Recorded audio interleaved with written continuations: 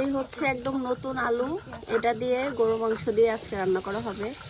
নতুন আলু দিয়ে গরুর মাংস, আবার মাটির চুলায়, সাথে এরকম পাটায় বাটা মশলা, আর কি লাগে।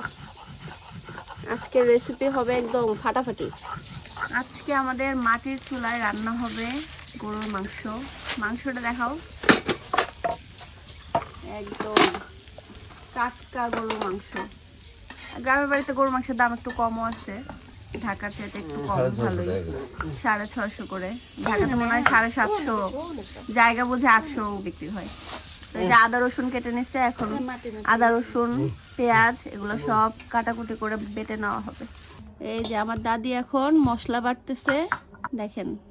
আদা, প্রথমে আদাগুলা বেটে নিচ্ছে, তারপরে একে একে রসুন পেঁয়াজ সব বেটে নিবে। 80+ বয়স। 80+ বয়স, এই দেখেন সে একদম 20 টাইট হয়ে বৈশা প্রিপারেশন নিয়ে আদা বাটতেছে। আমি যে ভিডিও করি আমার দাদি কিন্তু সেটা বুঝে, মানে ভিডিও করার সময় তার পজি থাকে অন্যরকম। একটা নর্মাল মানুষরা বলে দিতে হয়, কিন্তু তারা কিন্তু বলে দিতে হয় না।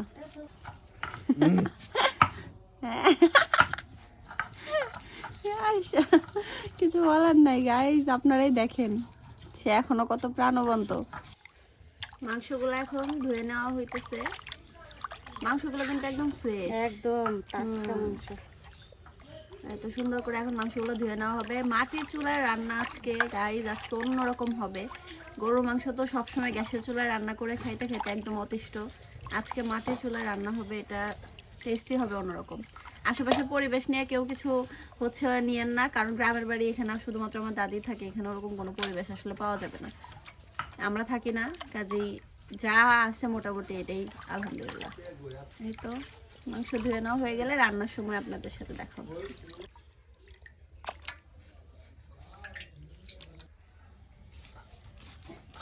পেঁয়াজগুলা হচ্ছে গোল গোল করে কাটতেছে, চাকা চাকা একদম। এভাবে কাটে মাংস রান্না করলে অনেক ভালো হয়। মাংস তো এমনি কাটে, আমি সবসময় মাংসের জন্য এইভাবেই কাটে, গোল গোল করে। আমার অনেক ভালো লাগে, আমি কাটতে পারি না। এই হলাম আমি, এই হলাম আমার অবস্থা।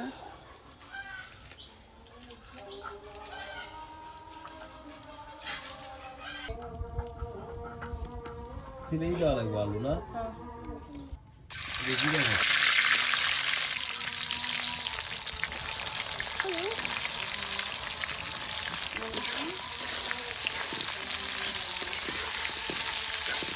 আলু কই থেকে? তো জানো বাকি আছে।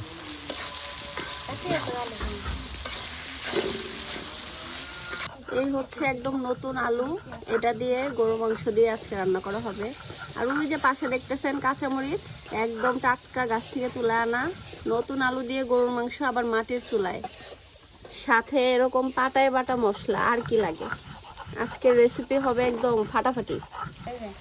কালো লাউ, এটা হলো বস বস করে দেয়, মানে বস? চালের মতো। বগুড়া এটা দেয় মাংসতে।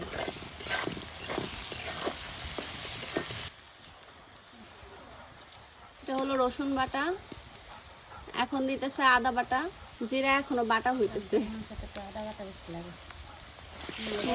মাংস একটু বেশি দিয়ে এখন যাবে এখানে জিরা বাটা। তো একসাথেই হচ্ছে আম্মু মরিচের গুঁড়া দিয়ে দিতেছে। মাটির চুলা তো মুখের সামনে অনেক তাপ লাগে। হলুদের গুঁড়া দিচ্ছ?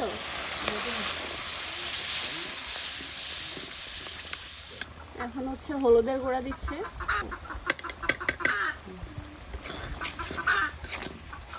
মশলা দেওয়ার ভেজা শেষ, এখন মশলাটাকে ভালো করে কষায় নেব। সামান্য একটু পানি দিয়ে দিল।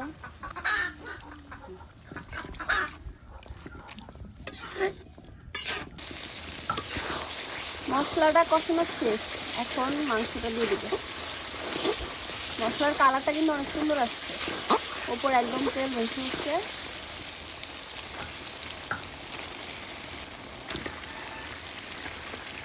দেখা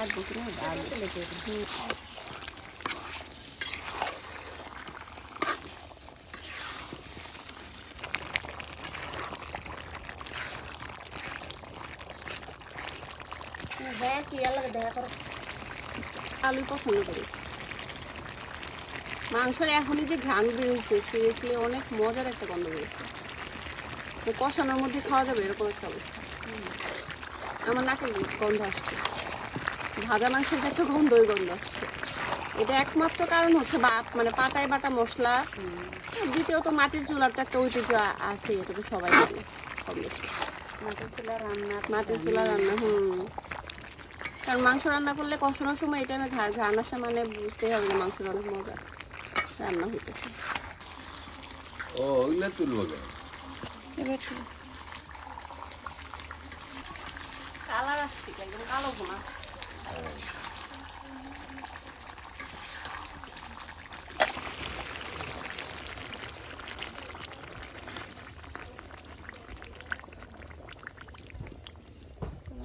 ঠিক করো।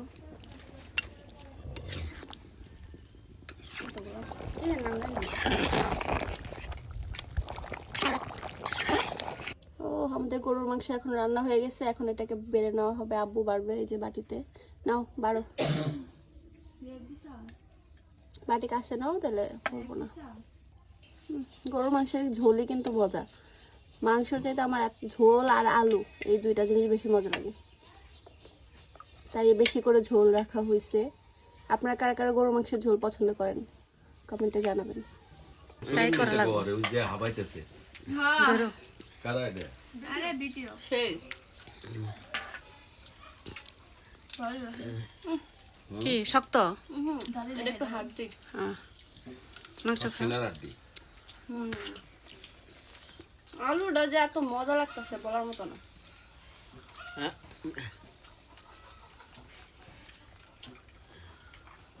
সেরা দেখা যায় কারা যে লেবু কাটে আলু বুঝছে আমি পাঠিয়েছি।